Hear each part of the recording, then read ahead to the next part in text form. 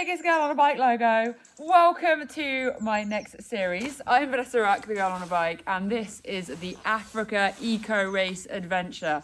This is going to be a multiple part series, and I really hope you enjoy it.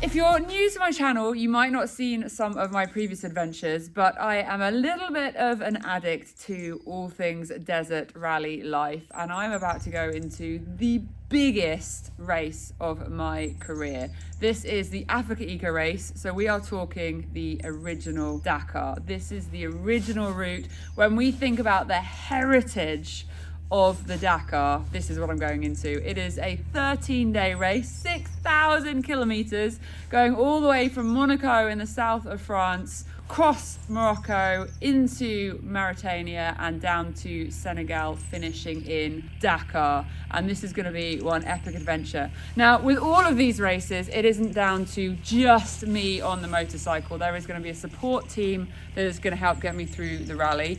And there's also been months and months and months and months of preparation, getting myself to a point where I can even get to the start line. So right now, I'm stood in my garden in Wales. You can hear the lovely British birds sheeping away. It's cold, I've got my warm coat on, but you can see there's a massive trailer behind me, and towing it is the beast of Sid, my Land Rover Defender powered by Bowler. And this is actually my support crew. So I'm going to give you a little bit of a tour of what we've got as far as our setup, and in a minute I'm going to introduce you to two of my team members who are going to be helping me survive the desert. So first up we have Sid. This is a brand new Land Rover Defender 90. He's got some Bowler accessories. If you haven't seen on my channel, I am the works driver for Bowler in their rally car, which is absolutely wild. I recommend checking out those videos. Don't watch the one where I put the car on its side. It's totally boring. It's just not worth watching.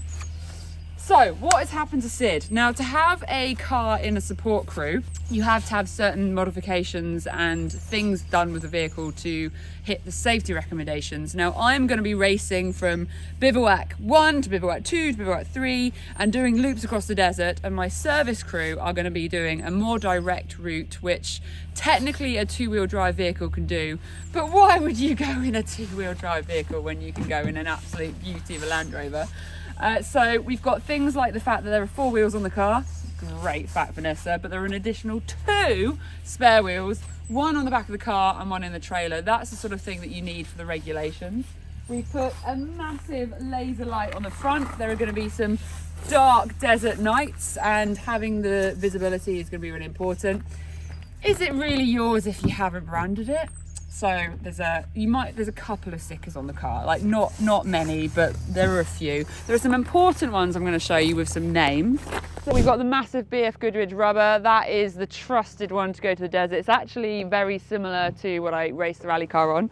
Down here, these towing eyes have been put on. Obviously it's a Land Rover, so it's got loads of capability off-road. And so along with that, I've got a lot of thanks to Land Rover UK and the Bowler team, because myself, Anika and Joe, the mechanic, all went into their Fen End centre last week and did some off-road and mechanical training on this car so that we're ready to go for all the different eventualities.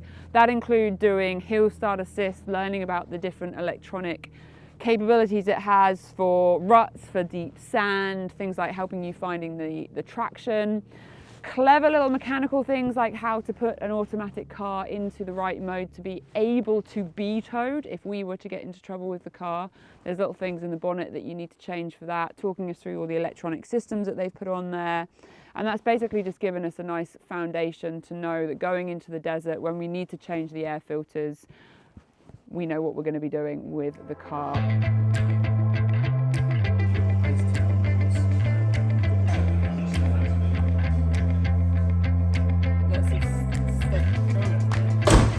Awesome, ready for the desert.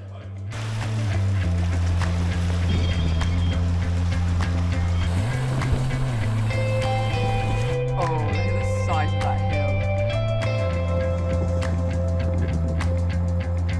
Right, we have the rally team. We're currently in the Fen End JLR training area. We've got hill climbs, we've got ruts, we've got puddles. We are learning about all the different electronics and systems that are on these cars to help them get out of trouble, get through terrain.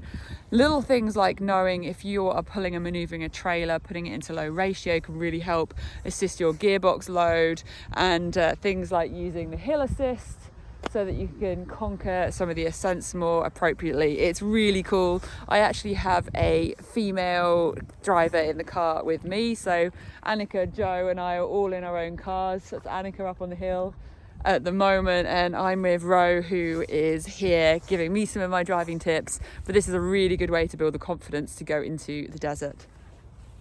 I'm in completely normal drive mode. Yep. And I'm just going to go to nearly stop and stop. Yep. Okay, 10 degrees, 20 degrees. Oh my goodness, it's even, and then 30 degrees. When you can just see the bonnet in the sky, come to a stop. I'm scared. Okay, so now if we go into neutral. Yep. Okay, so you've just slipped a gear and just take your foot off the brake, keep your steering straight. So this is what would normally happen. And on the brake. Okay, that's a good one to make you scream. Oh my goodness, yeah. And I've just had this experience of you driving, but when you're controlling the 2.3 tons, this is a long wheelbase. This is amazing. Anika is currently stuck in the mud just to our right. Obviously, purposefully got stuck by Jason to teach her how to get out and to use the car's electronics. But it's so giggly to see.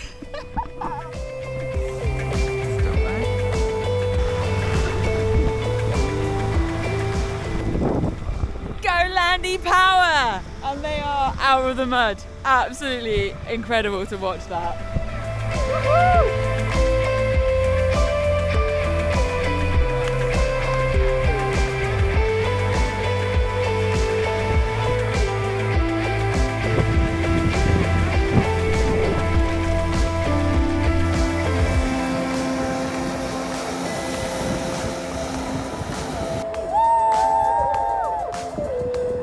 Because the main priority is going to be getting me through to the finish line in Dakar, but if my service crew have issues, we also need to be making sure that they're okay, because they're my support network. And if there's a problem with the bottom and the foundation, the top crumbles too.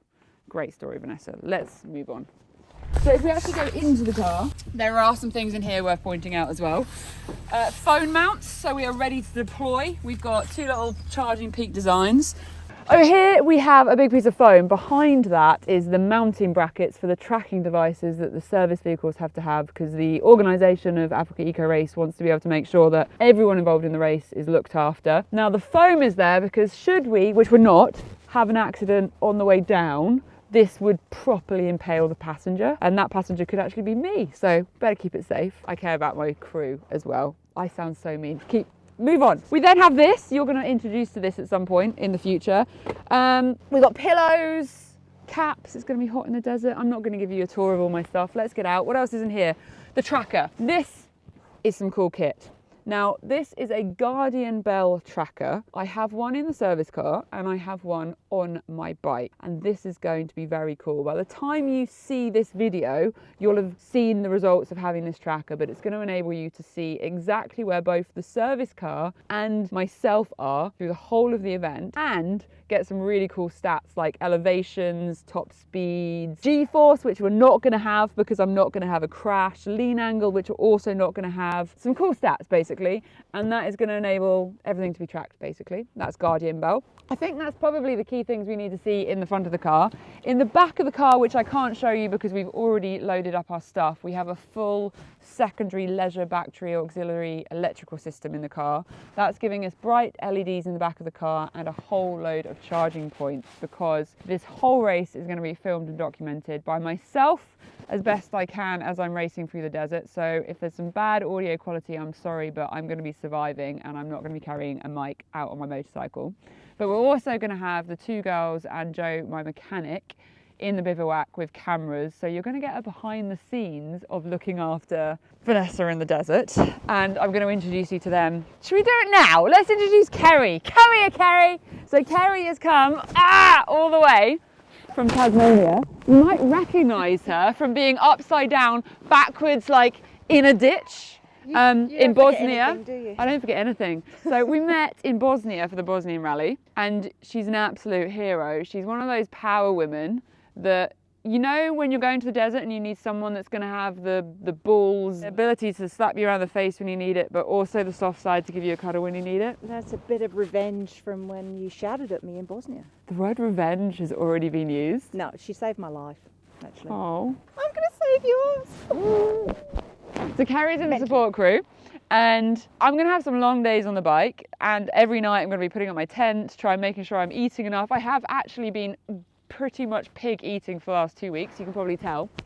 I put on a little bit of weight to give me some contingency. The really awkward thing is most of the weight's just gone to my boobies, and I quite like it. So, but if I'm digging deep in the desert trying to pick my bike up, I'm going to be like, deploy the booby power, and the fat reserves are going to help me keep going. I think we've gone off on a tangent. So should we introduce Anika? Yep. Can we do a swap? Woo! So Anika, Yo! you may well definitely recognise as well. She was here for like 2 months in the summer, and we did Iceland, Romania, GS's, the Hard Alpi tour. Some of these videos might not be on the channel yet because I'm going to be in the desert. I might not do much editing. But anyway, this is Anika. She's also come all the way from Australia, but she's got a one-way ticket, so you might see her face a little bit more into the future. I just told them all that. Show us a suspense. Don't tell anyone. Okay, so between them, they're going to be looking after me, helping me with the cameras, putting a camera in my face when I really don't want to be filmed because I look like absolute surviving in the desert. But hopefully between us, we'll be able to take you lot on the whole experience of what it's like to do the original Dakar, the Accra Eco Race. It's a massive, massive event. Now, if we go to the back of the trailer, do you want to swap around? You good? You want to come in the trailer as well? But if we come to the back, I'm going to show you how much kit a Vanessa needs to go to the desert. Hang on, I've got to open both sides, obviously. And we're on a hill. Oh my, it does look pretty explosive. Now, normally when I do these events, I use Desert Rose Racing, Joe and his team. They normally have multiple riders and a big vehicle with lots of motorbikes and all the support, but because of the scale of this event, there is me. And I managed to persuade Joe to agree to go to the desert with 3 girls. So Joe, Anika and Kerry and Vanessa are all going to the desert. This is how much stuff Vanessa needs to go to the desert and race.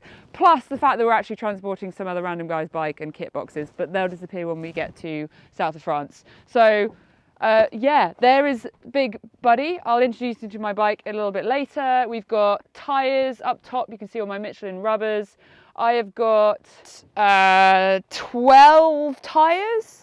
So that's potential for 6 changes. If you think about 6,000 kilometres, having fresh tyres is going to make a big difference. We've got the full bivouac set up. We'll have marquees. We've got all the tools. We've got a coffee machine and a generator. Don't worry, Kerry. There is coffee in the desert. There aren't laundry facilities though, but we do have a bucket. There's a joke there. She might have messaged me last week saying, have we got laundry facilities once we get to Morocco? We've got a bucket. We'll show you behind the scenes with all this glamorousness. Okay, so a really quick thing I want to mention before we go too much further is how are we going to be uploading stuff to you while we're out in the desert? This YouTube is going to be after the race, but I am of course doing daily updates, which hopefully you've seen and hopefully you've enjoyed being able to see the tracking systems and stuff. They're powered by EasySim, which are an eSIM company that do mobile data packages for around the world. I use them on most of my trips. I travel quite a lot, so it's one I'd recommend checking out. But I've got SIMs in all 3 of our phones, which is how we're doing the updates. You've got the tracking systems. We've obviously got Bowlers amazingly let me take the Land Rover to the desert, and I think they're just a couple of people that I wanted to be thankful for because that's how the mobility has been facilitated, along with the amazing Kerry from Tasmania and my husband letting me go. That's a joke. He could try and stop me. Too fast. I think we should wrap this video up. What's on the agenda today? It's Boxing Day, by the way. We have gorged ourselves for 3 days. My family has done us proud on that one. We have a ferry this evening from Portsmouth, and then we've got a 2-day road trip down to the south of France, and then we're going to go into scrutineering.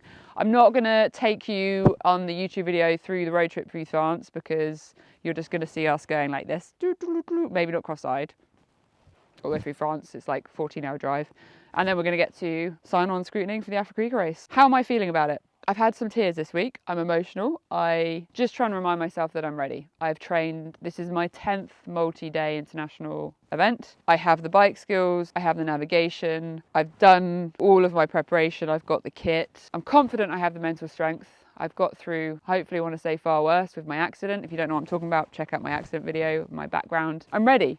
But with all things in life, you can be ready and still have emotional ups and downs and question yourself and doubt yourself and all of the imposter syndrome and stuff like that. And so I'm on a bit of a roller coaster at the moment. With the months and months of preparation it's taken to get everything ready, I've had a clipboard, I think for 4 months in the kitchen with a to-do list and action list and the amount of bike spares and parts and food and everything. You have to take everything that you're going to need for a 14-day race into the desert. I'm just ready to get to the start line now. So we are going to go for a little walk in the woods, and then we are going to hit the road and make our way down to the start line of the Africa race. Let's go.